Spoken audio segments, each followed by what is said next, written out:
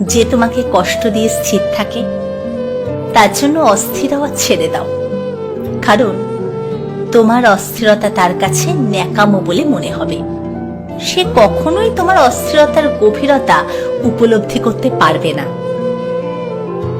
যে তোমাকে অকারণে বারবার আঘাত করে, আঘাত করার পরেও বিন্দুমাত্র অনুতপ্ত হয় না, তাকে কিন্তু ছেড়ে দিও না। এই ছেড়ে দেওয়ার উদারতার বিসর্জন দাও। কারণ তোমার উদারতা তার কাছে দুর্বলতা বলে মনে হবে। সে তোমাকে দুর্বল মনে করে আবার আঘাত দেওয়ার পরিকল্পনা করবে। সে কখনোই তোমার উদারতা বুঝতে পারবে না, অনুভব করতে পারবে না। যে তোমাকে সিরিয়াস ভাবে হোক কিংবা হাসির ছলে সবার সামনে ছোট করছে, তাকে কখনো ভদ্রতা দেখাতে গিয়ে চুপচাপ ছেড়ে দিও না। তাকে তুমি তোমার মনুষ্যত্বের শিক্ষায় জবাব দিও।